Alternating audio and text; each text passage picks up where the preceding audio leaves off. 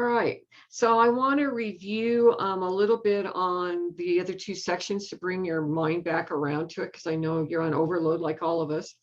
So HCBS was really launched in 2015 from the Olmstead Act. So what that was is Senator Olmstead was a federal legislator or a senator who had disabled children, and they were mistreated horribly in his home state. And so with his wife's work and his work and a lot of other advocates, they put legislation together, and it became the Olmstead Act. And that was to give disabled people equal rights and equal opportunities across the country. And it changed the course of how we did business across all states. And so the bottom line of the whole thing is it's person-centered care, which we all want.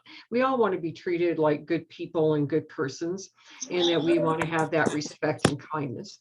So a lot of the work we're doing, including the work we're going to talk about today, is around the concept that your home is not a hotel or a motel, nor are you the parent. And we're going to talk about things that you can do to try to develop a balance. So as a review, just want to go through some of the basic rights. Is people are supposed to have a choice of where they live. That's kind of a joke in today's world, but we try to give them choices. They receive services that meet their needs for what they identify that they want. And then they choose the support systems they want in their life, whether they want family members to be a spokesman, or they have a legal advocate, or they have a community advocate. So I know back in 18 and 19, communities would try to block me from working in their facilities with residents. And so that I actually used it on the other side so that I could help be a voice when I needed to be. Putting more controls back in life, trying to be treated with respect and have some privacy, not somebody just fly in my room, but actually knock on the door, which I think, was happening fairly naturally before, but not all the time. And then the big one, the great big one, was eviction protections. And that's really where we still are working. Just even from 17, we have not figured out all the eviction and how to work through that in an equitable way. So the other part of expectations is that residents were to have privacy. There was a period of time they wanted all facilities to only have private rooms. They figured out with the backlash that wasn't going to work, nor did they have the money to support it nationally, not alone just Colorado. So that we have to make privacy. So, and sometimes we have to put up a curtain barrier, or we may use a screen. We have to figure out how to give some privacy. Always get to work on roommates. That's never easy. And then the lockable doors. So the struggle on that, of course, is in our memory care or with people that don't respect keys and they put them down everywhere. How to do that. And then on the other side of the fence, if you have an emergency in the room, that you have a master key that you can actually get in. So that balancing act on keys has continued to be a discussion point. Decorating their rooms to their likes. And some facilities, they're really decorated. Other facilities are really bland. And I think as the state starts doing their walkthroughs again, which are going to visit all the facilities across the state next year, I suspect we're going to hear a little bit more about that. Self-scheduling activities being available at the community level, in the home level, or on the individual level. Access to food, we're still not there yet in that area either, because we do have people that have mental health disorders and they would eat 24/7. And we have other people that don't eat at all. And we got to find that balancing act. Same thing with coffee, tea, liquids throughout the day. You are not responsible to buy pop or beer or hard liquor or any of that for your residents, but they also can have it unless they are on a restriction, which I'll try to talk about before the end of this session. Staff access. This is a problem when we have homes that have managers and they sleep at night. And so we're not there yet on this topic either. And so part of the discussion prior to COVID is that the house manager role was going to be abolished from CDPHE's viewpoint, and that we would have only hourly employees and we'd have wake staff 24/7. A lot of our communities are there already, and it's a good thing, but we still have communities that have house managers. Therefore, the residents are without staff for a certain amount of hours per day, and that can cause a lot of havoc. Okay. In session 2, I talked a lot about room and board, which AKA is a rent agreement. And I've put back in the packet today the formal form for rent agreements for Colorado. One of the rules that just came out this week is you must have all new rent agreements done before the end of December with every resident in your facility. And so rent agreement is room and board charges. So for your people that are on HCBS, it could be around 700. For Innovage people, it could be a different number. And then for your people that pay privately, it could be a different number. And so it all depends on how you build your contracts out. Now, service plans, on the other hand, you do them on admission with a change of situation, and they have to be reviewed and initialed at least quarterly. So you don't have to do a new one every year, but you do have to have by the end of December a review of your current one and make sure it makes sense and that you're actually hit all the dots that you need to do. Some people's service plans haven't been touched in 10 years, and that it will occur in LIJ. So this is very important that you guys you got to find a way to get these two things done. All right. We also talked about the different waivers in Colorado. So we have the Innovage PACE waiver, and it is a Medicaid, Medicare shared waiver, but you still have responsibility if you have Innovage clients on the Medicaid side. We have the EBD waiver, which means that about 85% of our HCBS for our older adult community comes under this waiver. It has about 50% state plan and 50% specialty. Probably within the next 5 years, it will change significantly and be bigger than what it is right now. So it has a lot of good stuff in it. We've made some improvements in the work that folks that work on the state level and participate in those groups. We've done some great stuff, but we're not 100% there yet. MI waiver is for our younger adults, pretty specifically, that have mental health disorders, bipolar, schizophrenia, substance abuse, those types of things. It is not our disability waiver, though. So it's not for people that have, some sort of childhood disability before 21. And those will go in the DD waivers. And then those young people really hit a struggle when they hit 21, because they've got to be able to flow over to the EBD waiver or into the spinal cord waiver. And so the disabled young adult that needs continued services, those caseworkers do a lot of hard work getting everything organized for their folks. All right, so healthcare policy and finance has a lot of responsibilities, but one of their biggest tasks that they have been pushed to is to protect rights. So the rights that they are involved in, civil rights, such as voting, okay, the right to choose whether you live in a state or not, the right to choose, who your doctor is, those kinds of things, those are civil rights. ADA accommodations means things like I have a specialty walker and I need a light on it, or I need help with an electric wheelchair. I need to get it charged. Different things, those ADA. In our world, mostly bathrooms and ambulation are the big ones. And then coming in and out of your building, whether or not you have to have a really long ramp, a short ramp, handrails that are not hot and not got splinters because the wood is worn out because of the wicked weather we have in Colorado, those types of things. So ADA accommodations are big. A voice in their life. And again, this comes from the Olmstead Act, and it goes across all age groups, that if you are not able to live independently in the community, you're considered disabled. And so therefore, having a voice in your life is across all age groups from the time you're 18 or higher. And another term you might hear out there is called at-risk adult. And that goes into the elder abuse section, which I'll talk about in a little bit. And then everything from counties to single entry points to doctor's offices, dentist offices, everybody's being pushed on person-centered care. And so we're not in accordance with across all professions. We are better than we used to be, but we're not totally there yet. If you have not updated your resident rights, you need to do it. It's in Chapter 7, or you can ask me. I made it really pretty and put it on nice blue paper, and you can post it in your door area. Please do not make it so people can't read it.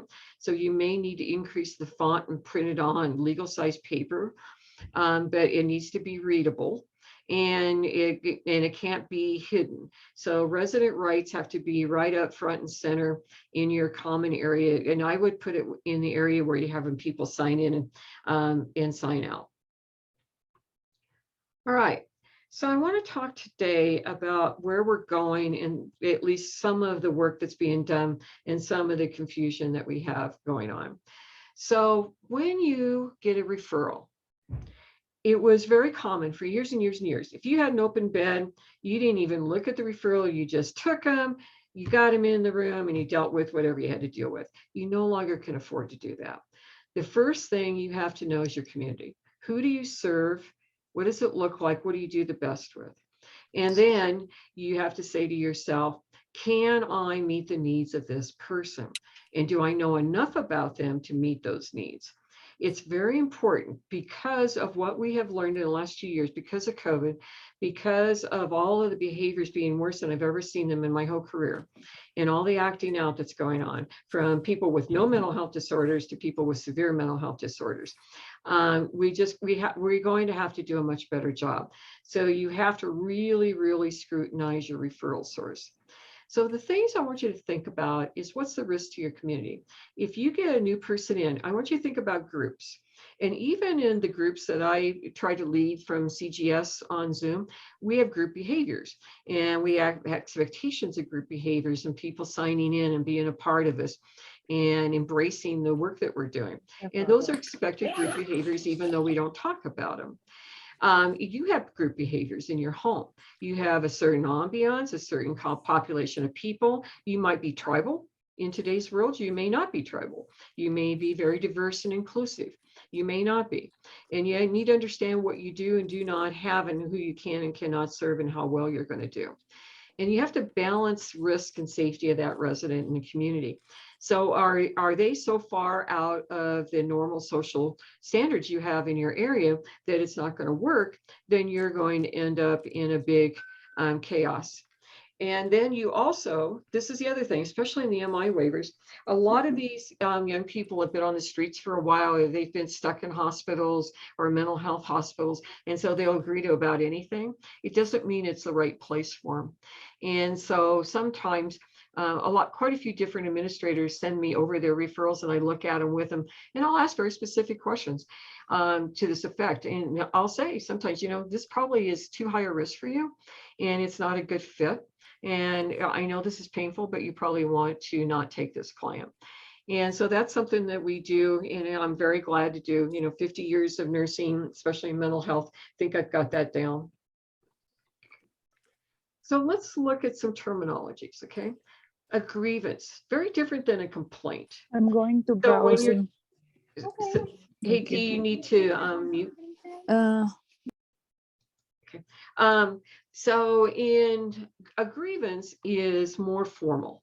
So when I file grievances, when people's benefits aren't renewed or food stamps are all whacked up or the state wants money back and it makes no sense, or we get denied a long-term care application for HCBS for our industry, I will do a formal grievance and it's a process. And a grievance is always a process. A complaint is, I sure didn't like that food today.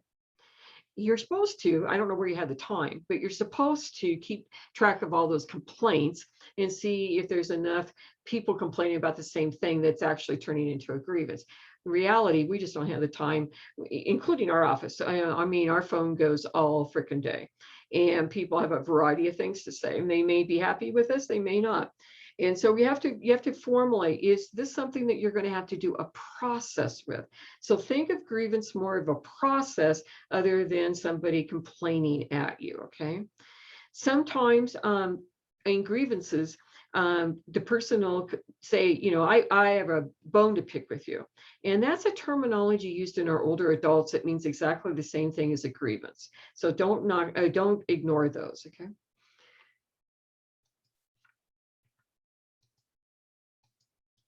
All right, let's see if I screwed this up. Lost my mouse. Mousy, come back.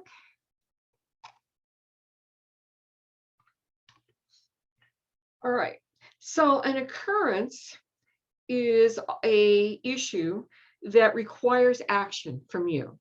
So when you have a grievance, you're supposed to take down the grievance. We have grievance tools now, and you're supposed to track them, and then you're supposed to address them in resident meetings or on an individual basis, depending on what's going on. But if you have an occurrence, you have to do actionable steps, and sometimes you only have an hour or less to take care of it. So if you have somebody falls and they hit their head, you know right away that you're going to check them out, make sure they're breathing, and you're going to make them comfortable without moving them, and you're going to call 911. That's built into our work. We also know if somebody quits breathing, we're going to start CPR, and we're going to do life supports until the ambulance gets there, even if we have a DNR resident, because we cannot call. And if somebody not to be resuscitated, that is only done by EMS staff. So even if you have DNR forms, unless they're on hospice, you cannot offer first aid, okay? So an occurrence, you have an action step, you do it, but then you've got responsibilities that goes with it. So this is a list of some of the things that at least I see in the industry the most, is that we have these particular issues that will trigger an occurrence. And you should have the occurrence manual on your desktop. If you do not have it and you don't know where to go get it, email me and I'll send it to you. Okay. From that, you have what we call a critical incident report. And so this is the newer process. Even though those of you that have private pay, you do have to give a critical incident report to the ombudsman. So this is the newer connection. So the ombudsman, we're totally unclear about the whole critical incident reporting thing. I think Leah's got them functioning now on this.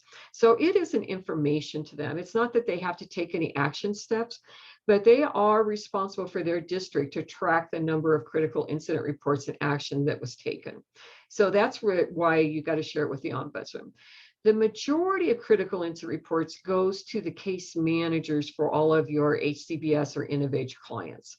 So you let the case manager know what happened, what you did, and then the case manager takes it up and they've got a whole pile of responsibilities that goes to their supervisors. Their supervisors report up to another chain in the quality circles and all the single entry points. And then they collate, and then every quarter they report to HCPF all of the critical incident reports. And then that crosswalks over to the health department for all of the occurrences filed and the action steps taken. It's one of the reasons we're seeing more surveys.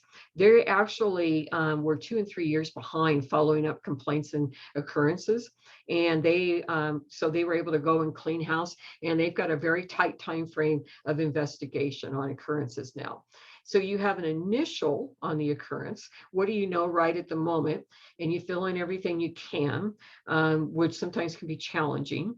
For instance, had a situation where a lady went out in the evening, and where she went to, she had a miserable fall, and she refused to medical care there. She got herself back to the facility, got to her room without anybody seeing her. When they saw her the next morning, her whole half of her face is all black and blue.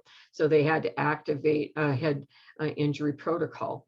And so she put them in a risk, because if something bad had happened during the night, they would have been held accountable.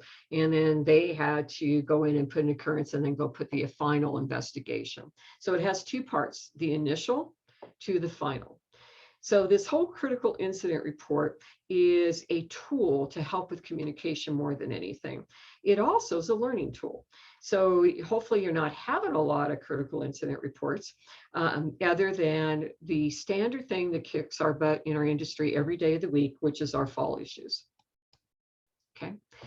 So as I just said, the case, you have a responsibility. You get it filed, you send it over, encrypted email, please, to the right parties. They take the process to the next steps. If they need anything from you, they will ask. And then if the health department is thinking you're having too many falls or not enough follow-up or not enough interventions, they will make a visit. And then, and I have done quite a bit of POCs and fall management in the last year, trying to figure out how we can mitigate falls. And so we've built better tools from our end over here, and I have a better packet for fall mitigation than I've ever had. So again, it helps prompt quality, and that's a good thing out of it. Does it take energy and does it make you stressed? Yes. So I want to review something called a root cause. So a root cause is just a logic model, okay? And every occurrence in critical incident report is to force you to look at a root cause analysis. So when did it happen? What do you know about it? Who was involved? Who witnessed it? What are the facts that are known?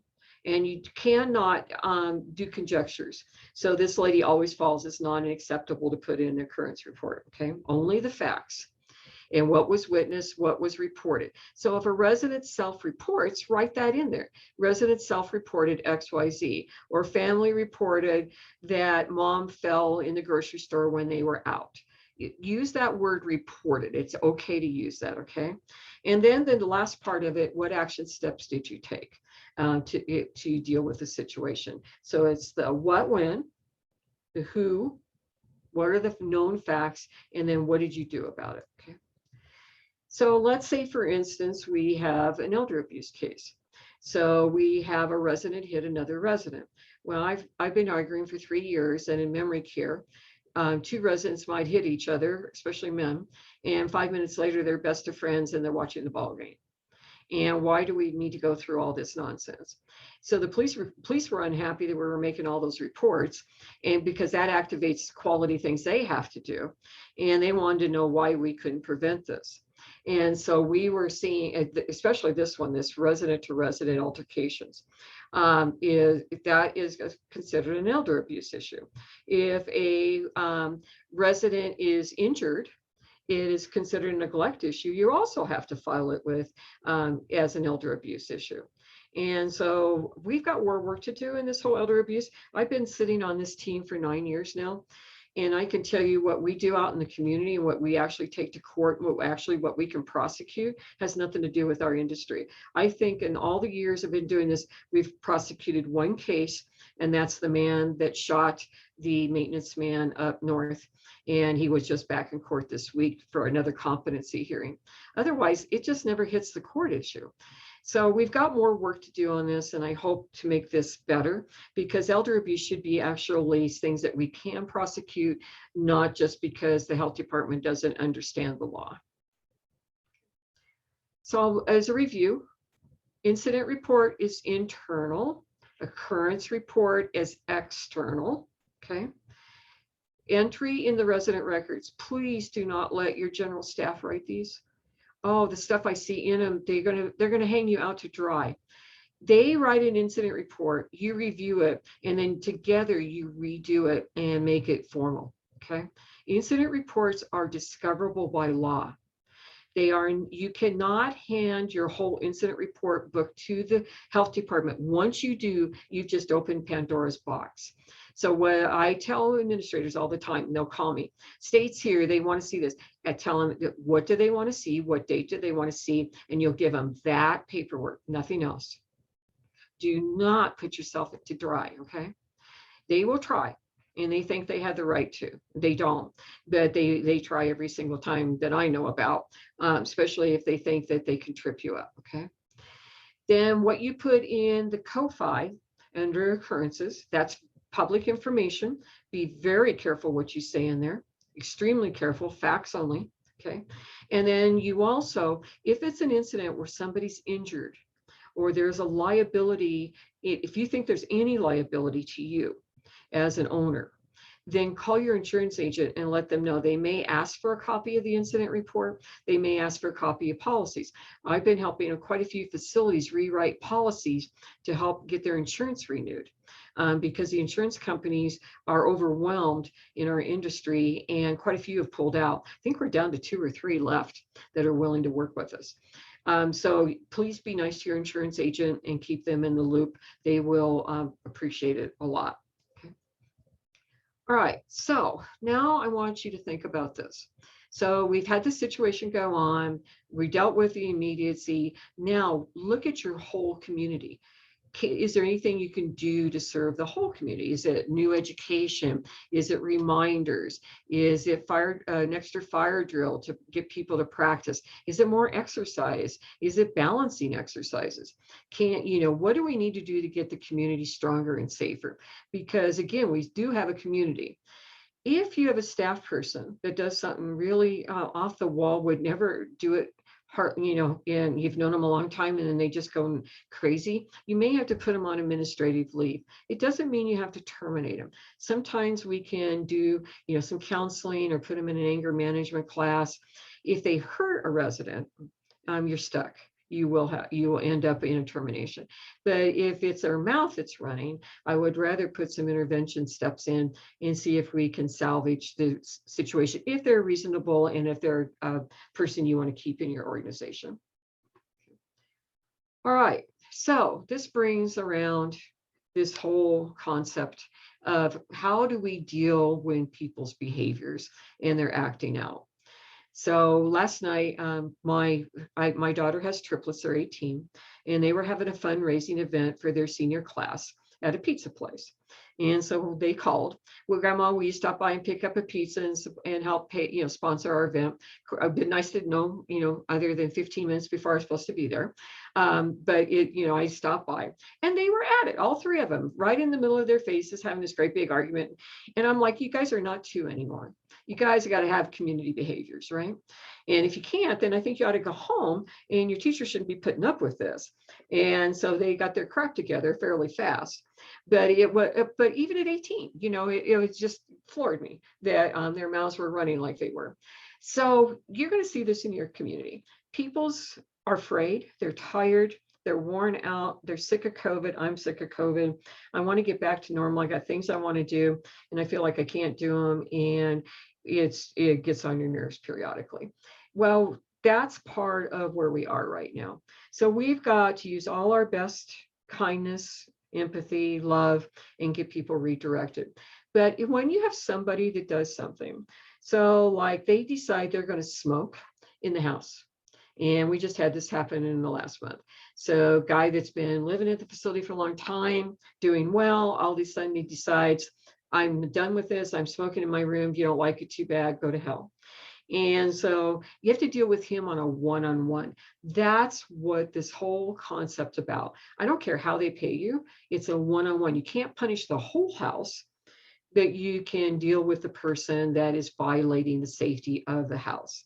Now, good luck not putting your parent voice out. That's where I struggle, because the parent comes out of me really fast. And if I think about what I want to say before I say it, maybe I can get that motivational interview voice out. But my parent will come rapidly, especially if they've pushed a button. So when you're looking at things are not reasonable. Had another facility, they had a major bed bug outbreak because somebody went and started digging in trash in the alleys and brought a bunch of stuff home that was contaminated, and they had bed bugs everywhere, and it cost thousands of dollars to have heat treatments. Those types of things, those cost money. You have to look at the impact. So like on the guy with smoking, it's only him, but the bed bug affects the community. And so then that's when we can have a community meeting and talk about bed bugs, show pictures of them, say, this is why we have to be very careful where we get stuff. And if you find something you think is important to you, before you bring it in the house, come and get me. We'll talk about it, and we will either process it or send it for heat treatment or clean it or bag it for 14 days, see if you still want it. I mean, you have to talk about it. And this is something you would take to the community. So it could be a short-term agreement. It could be a long-term agreement. Sometimes in behavioral management, especially in the DD community, you need a behavior change. And then you say, if you do this for 90 days, then we'll give you your privileges back. In the older adult market, that really doesn't work so much. And that's one of the areas that we're not in alignment with the state of Colorado.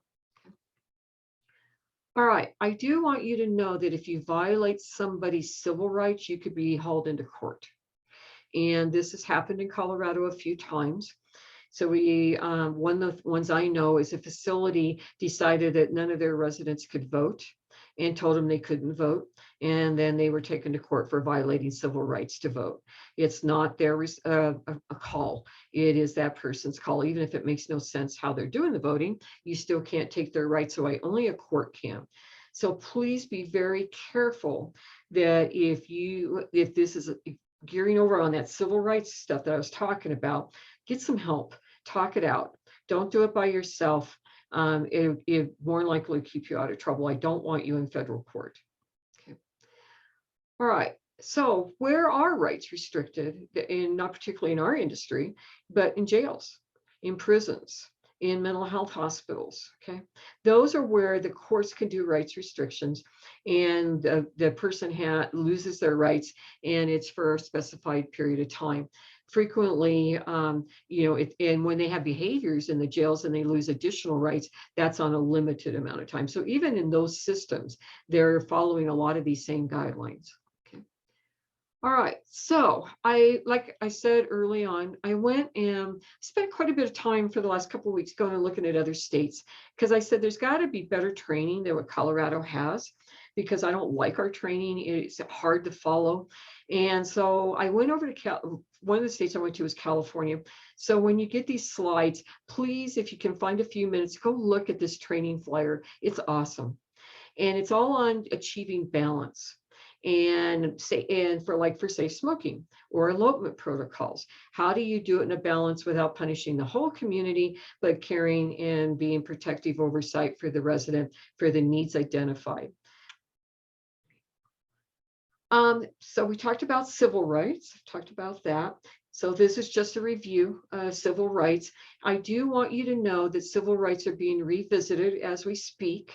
There is 3 or 4 bills going through the House right now on the federal level to amend civil rights.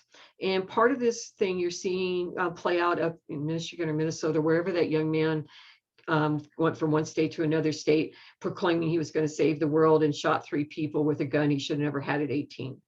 Part of that is coming from civil unrest and what we're seeing across the country.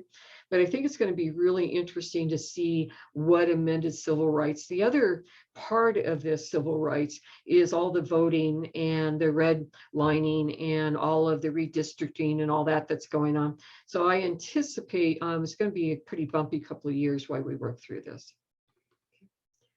All right, so how do we fall into this? Well, believe it or not, it's all the way up to the federal level. So this slide, when you review the slides, this is just to help you with education on how this looks and how it streams down to through CMS into our industry through the health department. Okay. All right. So remember, you have no rights around civil rights to curtail anything. Okay. But on things that we do have control on, let's look at some of the steps. So first of all, you have to ask yourself, what's the issue? What's driving you crazy? So when I walked in last night to the pizza thing and I see 3 children that I love dearly being foolish, that was the issue. And we don't behave that way in public areas. I don't want you behaving that way at home either. This needs to stop. And so what's the issue? It's your behavior. It's how you're presenting yourself. Or if you're treating one of my staff people poorly, or you're treating another resident poorly. So in the house rules, and all the house rules I help build, the first house rule is that we treat ourselves with kindness and respect, because I think we have to keep bringing that forward. I have no idea where it went, but it is not in the community, okay? Does the resident understand the house rules, and can he explain them to you? So you're responsible to introduce house rules before somebody moves in. When they move in, they need a copy in their room copy posted in the common area, and you must address house rules at all your quarterly meetings. House rules are super important. You should only have about 4 or 5, but you need to keep bringing them up, keep talking about them. And how are we doing? Are we being respectful? Are we being respectful of time? Are we treating each other well? Are we, doing the things that we agreed to do to live together? Okay. If it's only for one resident, it's not a house rule. It has to apply to everybody. Okay. So whether you're doing a rule for a person for their own personal behavior and protective oversight is one thing. That goes in one format. If you're doing it for the community, it goes in the house rules format. You cannot have 30 pages of house rules. You can have about 4 or 5 house rules. Okay. Then the next step is, what have you done to manage the situation? Okay. What do you do when the resident doesn't stay with the agreement? Did they actually really forget, or are they just pure defiance because they're 18, okay, in behavior and 75 in age, okay? And then how do you represent yourself? What language do you use? How do you present it? Who do you put around you to help you with that conversation? Sometimes some of you got some great ombudsmen. They can really help with that. Some of you have some really cruddy ombudsmen.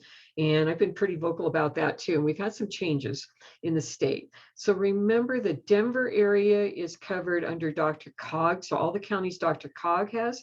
They also control all the ombudsmen, and everybody else is under Leah McMahon over at the Colorado Law and Disability.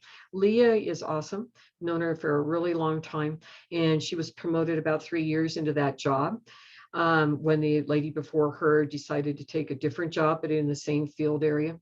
And so you can't have a conversation with Lee if you have an ombudsman not in the DRCOG. If you're with DRCOG, then you need to sit down and talk with Shannon. All right, so next steps. So I want you to think about this. What's the safety issue? Is it personal or community? So you've got that figured out. Then what interventions have you made, right? What's working, what's not? And this is not for a day or an hour. You can't be that short-tempered. You're going to have to, when you make this intervention and you write it out with the resident, you've got to give a time frame when you're going to review it again and how well they're doing towards it. So this will stress you. I can guarantee you, but you got to be, it's got to be realistic, okay? And then how did you document it? If you don't know how to do SOAP documentation, I recommend that you learn it. It's very easy. It's been around forever, and it is good for our industry, and it's very matter of fact. And then don't forget, if it hits that occurrence level, you need to fill out a critical incident report and file it, okay? All right, then the next piece is you want to have a care conference. I would bring in any family that's highly involved, any legal, if they have a DPOA or a POA, depending on what the issue is. So for instance, in the MI world, we have young people that get their money on the 3rd from SSI, and they'll go spend the whole thing and then not pay their petty. That would get them an eviction because they didn't pay their part of the rent. And that's part of that new eviction process that we actually turned our heels on the state and said, fine, we'll break it up so we can't evict people when they don't pay. And we are covered federally all the way down. It may require the case manager to be involved in it. It may require, they may ask somebody else to sit on it. Remember, they have the right to invite anybody they want to their care conferences, okay? And then you do a written agreement, simple English, guys, simple. No more than 7 letters in a word, no more than 7 words in a sentence, very simple.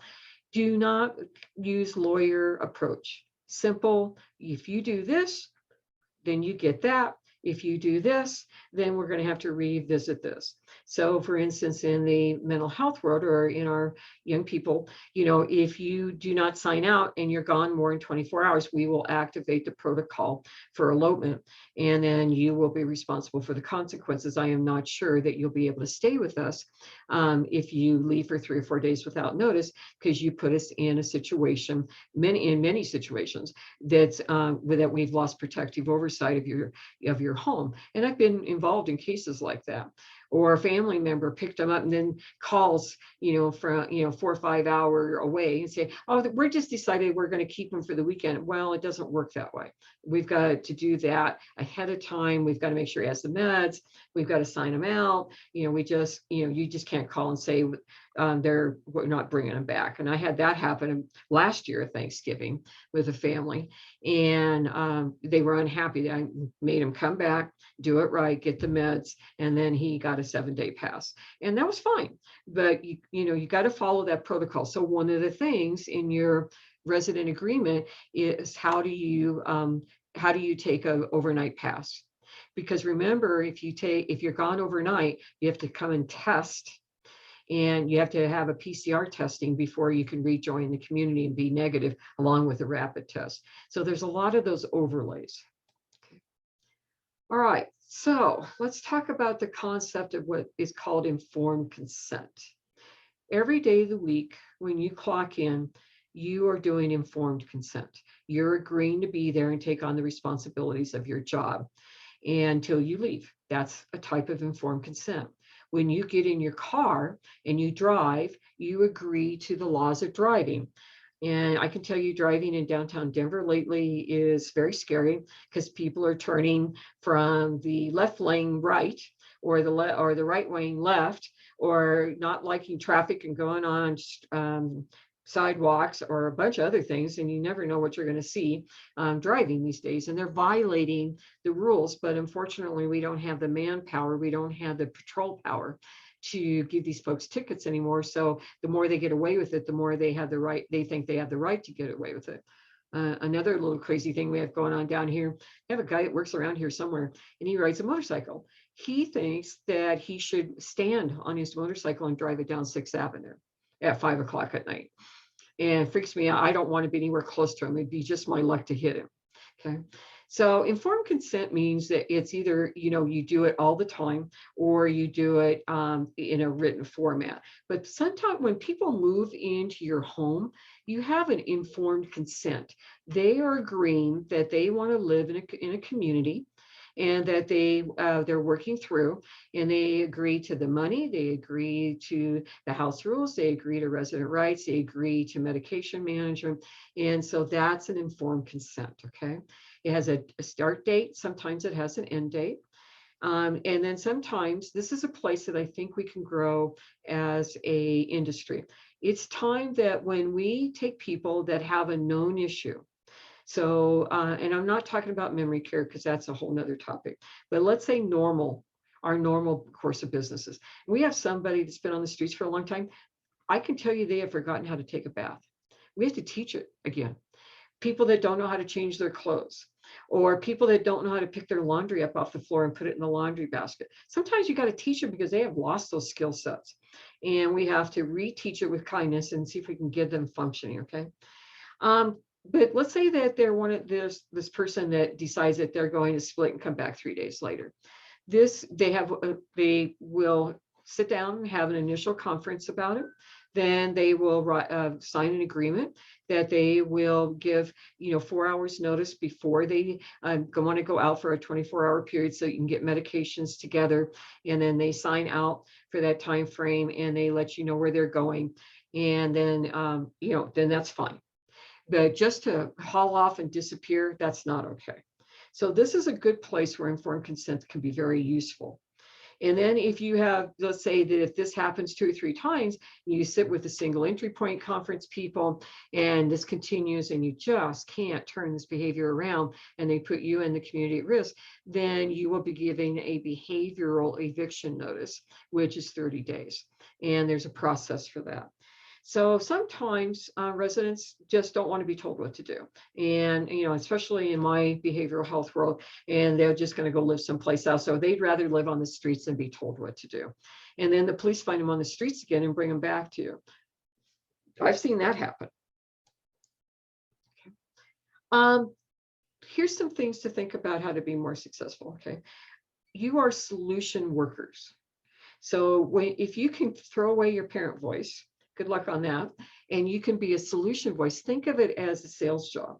And what's a solution that would work so that we can both be comfortable? I'm not trying to keep you from doing something. I would just like you to be upfront about it, or, or talk to me about it. And every case is going to be a little different. You'll find some things that'll work over and over, but more than likely it's going to be very person-centered and very one-on-one. Please try to let people know you're not mad at them, even if you might be. Okay, I'm not mad at you, but I need your help. So I was at a facility. This guy lived on the streets for a long time. He's lost a lot of skills. He's very depressed. He has severe pain, and he's an amputee, and he's stuck in a wheelchair, and he's not happy about it. And he's lost a lot of control in his life. And unfortunately, his body's falling apart, and he needed a bath. He was really, really very smelly, and his roommate had it. And so, the staff was trying to get him in, and then he wheeled up into the administrator's office to complain. And we was talking to him, and basically what I tried to say to him is, what do you need to be successful to go get your bath done? Because you really need to take a bath. And he did go take a bath eventually, but it took some work, and it took a lot of different people. And luckily the girl that works up there is really good. And so she was able to make it non-threatening, and he did get in there, and then everybody was a lot happier. Okay. All right. So talked about house rules. I also want you to realize that if, for those of you that are on HCBS and you do accept HCBS in your home, you may have heard from the HCPF in the PTP group that they want you to write a statement about marijuana use. Personally, I'm zero smoking facilities.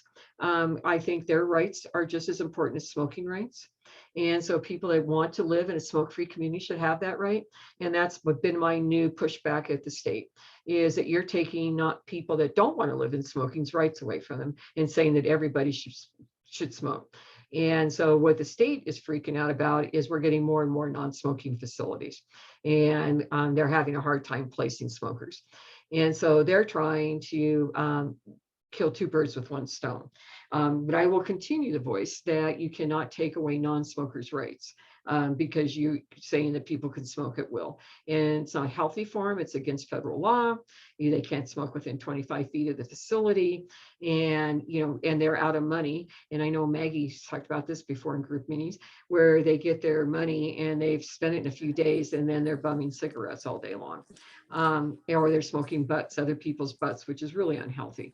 So we're not there yet, but again, we're working on it. Okay. All right, so let's just make a quick review.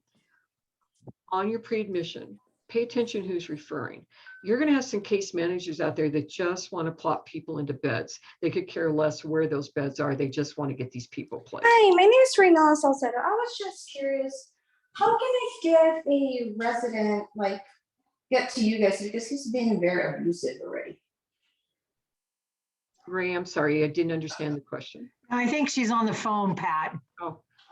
Yeah, to get him out of here in the house is because he's been pretty abusive. He's been trying to escape. He's been trying to hurt me. He's been trying to hurt all my other residents and stuff. All right, let's talk about that offline, and we'll talk about it, okay? Because you do need to make an intervention, okay? You want to interview before people come into your home, and you want to make sure you understand their challenges and why they need to be there, what they think they need to be there for. And if they don't think they need to be in a facility, I would highly recommend you put your stop sign up and walk back and say, I don't think this resident is willing to live in a group setting, and I'm not sure that we can meet their needs. It's better for you not to get into trouble than to just fill a bed, okay? There is an incredible article from this NMH Health Organization on due diligence, and I would encourage you to find some time to look at it and print it and have it in your stuff, because you may want to look at it at a future date. Okay. All right, so remember I told you I went looking at different states.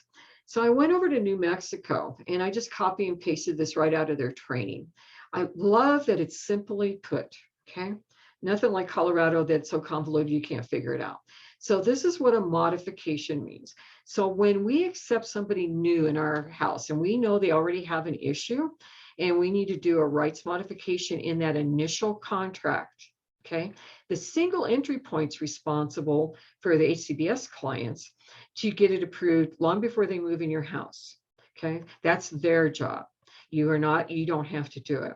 For people that are private pay, you're going to want to work in that team group and say, to make this successful, we need to talk about this issue because this is an issue you've had in other facilities. And I don't want that to come and be an issue here. So I'd like to talk about how can we work around this and what do you need to be successful.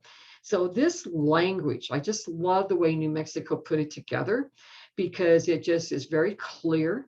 It is very prescriptive, and they talk just a nice, simple process.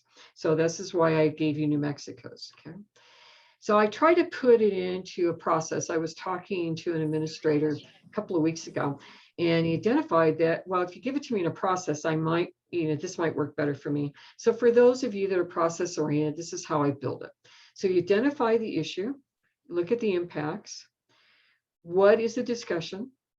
You have that initial conference, you fix the service agreement or the proposal agreement, and everybody's, good to go with it. You execute it, you remind the resident why they're getting used to it, give them enough time. And if they continue to break through it, then you're on, to the next level. And you try to make it a win-win. And if it's a win-lose, then you get to go to the formal rights restriction process. So I gave you some toolkits, some additional noise to help you, because again, we haven't looked at this piece of our business in this format, and we were supposed to do this last year, and it's off the shelf. It's alive and well, and no matter how bad COVID gets over the next few weeks, the state's going ahead with this whole conceptual framework, no matter how people pay, okay? I also went over to Oregon, and Oregon did some really cool stuff for training for your staff and your residents. So if you want some really nifty little informatics to have on this whole thing, go to this Oregon toolkit group that I put together for you. It's really a great way to explain it to staff, because staff's got to learn everything. They don't really know what a right is. They don't know what a disability means on the legal format. They don't know, they can't tell somebody to go to their room. You can't, I know a family called me and there was a facility, and when they went there, all the residents were locked in their room. You can't do that. So, it just creates a lot of chaos. It is your home, but it's their house. Or it's your house and it's their home. I'll take it the other way around. But I found these, and so I thought this might help you with explaining it to your staff.